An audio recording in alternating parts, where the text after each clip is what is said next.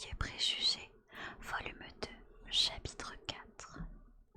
Janvier, février s'écoulèrent ainsi, sans événements marquants pour la famille de Longbourn et sans guère plus de diversité que celle que procuraient les promenades à Meryton, effectuées parfois dans la boue et parfois dans le froid. Mars devait conduire Élisabeth à Hunsford. Elle n'avait pas d'abord envisagé très sérieusement de s'y rendre, mais Charlotte, elle s'en aperçut bien vite, comptait sur la réalisation de ce projet, et elle-même peu à peu s'accoutuma à le considérer avec plus de plaisir et moins d'incertitude. L'absence avait accru son désir de revoir Charlotte et diminué sa répugnance à l'égard de M. Collins.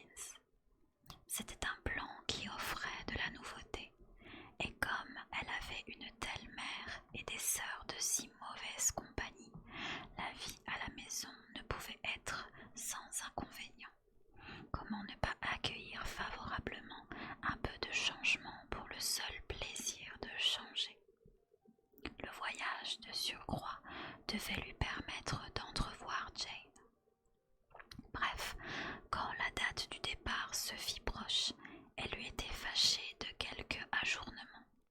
Tout cependant se passa sans anicroche, et l'on se conforma en définitive à ce que Charlotte avait d'abord suggéré. Élisabeth accompagnerait Sir William et la deuxième de ses filles. À ce programme ensuite, on apporta l'amélioration d'une nuit à Londres, et le plan élaboré atteignit à la perfection, autant qu'il est possible à un plan de le faire. Le seul regret d'Élisabeth était de quitter son père. Elle allait lui manquer, à coup sûr. Quand elle fut prête à partir, il s'en accommoda si peu qu'il lui demanda d'écrire et faillit s'engager à lui répondre.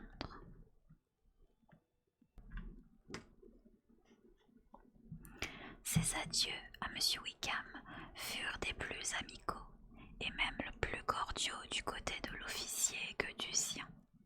La cour qu'il faisait maintenant ne pouvait lui ôter de l'esprit qu'Élisabeth avait été la première à éveiller et à mériter son attention, la première à écouter et à compatir, la première à être admirée.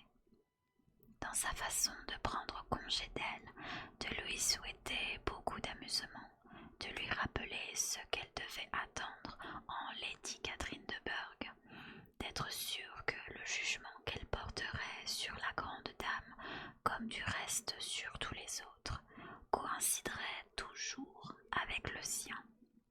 Il y avait une sollicitude, un intérêt qui, pensa-t-elle, devait lui valoir son affection la plus durable et la plus sincère. Elle le quitta convaincue que, marié ou célibataire, il demeurerait toujours à ses yeux un modèle de charme et d'amabilité. Ses compagnons de voyage le lendemain n'étaient pas d'une sorte à le rendre moins agréable. Sir William Lucas et sa fille Maria, d'un bon caractère mais aussi écervelée que lui, n'avaient rien à dire qui méritât d'être entendu, et furent écoutés avec presque autant de plaisir que le ferraillement de la chaise de poste. Élisabeth aimait les balourdises, mais celle de Sir William lui était trop connue. Il ne pouvait rien lui raconter de nouveau sur les merveilles de sa présentation au roi et sur sa réception des insignes de chevalier. Quant à ses politesses, comme ses anecdotes, elle s'était rebattue. Le voyage ne comportait que 9 lieues, et ils se mirent en route de si bonne heure qu'à midi ils arrivaient à Gracechurch Street. Lorsque la voiture s'immobilisa devant la porte de M. Gardiner, Jane était à une fenêtre du salon qui guettait leur arrivée. Quand ils entrèrent dans le vestibule, elle les y reçut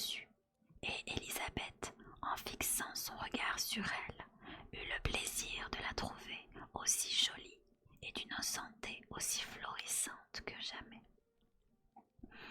Dans l'escalier s'était rassemblée une troupe de petits garçons et de petites filles dont l'impatience à rencontrer leur cousine ne leur permettait pas d'attendre au salon et dont la timidité, comme ils ne l'avaient pas revue depuis un an, les empêchait de s'aventurer plus bas. La joie régnait, la bienveillance se lisait dans tous les regards. La journée se passa le plus agréablement du monde, la matinée à se donner du mouvement et visiter les boutiques, la soirée dans l'un des théâtres. Élisabeth, le soir, s'arrangea pour être assise à côté de sa tante.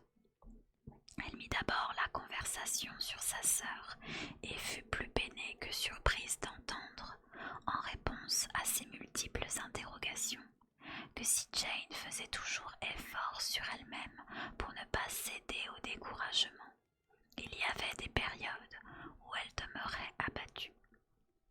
On pouvait raisonnablement espérer néanmoins que cela ne durerait pas. Madame Gardiner lui rapporta aussi les détails de la visite de mademoiselle Bingley à Gracechurch Street et répéta diverses conversations entre elle et Jane qui prouvaient que cette dernière était bien décidée à cesser tout rapport avec la visiteuse. Madame Gardiner poursuivit en plaisantant sa nièce à propos de la désertion de Wickham et la complimenta de la supporter aussi vaillamment. « Mais ma chère Élisabeth, ajouta-t-elle, dis-moi qui est mademoiselle King. Je serais fâchée de penser notre amie intéressée uniquement par l'argent. » « Voyons, ma chère tante, quelle différence y a-t-il quand il est question de mariage entre les considérations d'intérêt et celles de simple prudence? Où finit la sagesse et où commence la cupidité? À Noël, vous aviez peur de le voir m'épouser parce que ça aurait été avec imprudence. Maintenant, il cherche à obtenir une jeune fille qui possède 10 000 livres, et vous en concluez qu'il obéit à l'appât du gain. Dis-moi seulement qui est mademoiselle King, et je saurai ce qu'il faut en penser. C'est une très brave fille, à ce que je crois. Je n'en ai jamais entendu dire de mal. Mais il ne s'est jamais intéressé à elle avant que la mort de son grand-père la rendît maîtresse de cette fortune. Non, et pourquoi l'aurait-il fait? S'il ne lui était pas permis de gagner mon cœur sous prétexte que je n'avais pas d'argent, pour quelle raison aurait-il courtisé une jeune fille qui le laissait indifférent et qui était aussi démunie que moi? Il semble pourtant indélicat de lui faire la cour si tôt après ce triste événement. Un homme qui a des ennuis financiers n'a pas le temps de se conformer aux aimables bienséances qu'observent les autres personnes. Si elle n'y voit pas d'inconvénient, pourquoi en verrions-nous? Qu'elle n'y voit pas d'inconvénient ne le justifie pas, lui. Cela démontre seulement l'existence chez elle d'une lacune, d'un manque de jugement ou de sensibilité.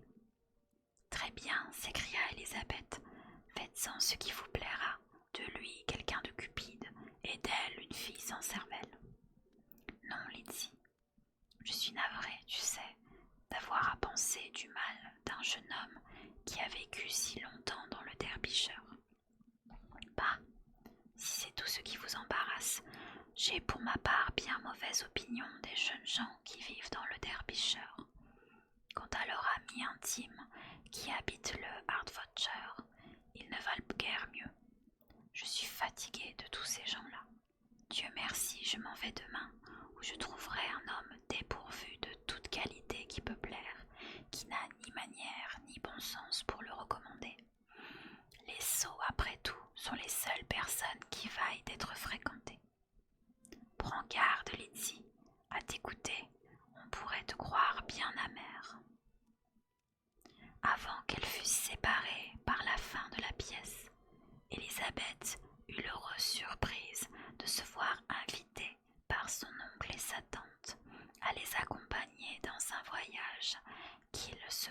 pensait de faire l'été suivant.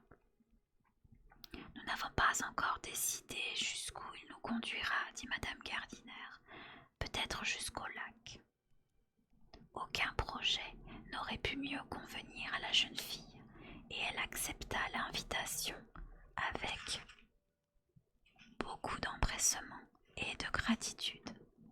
Ma très chère tante, s'écria-t-elle ravie, quelle joie, quel bonheur! Vous me rendez la vie et la santé.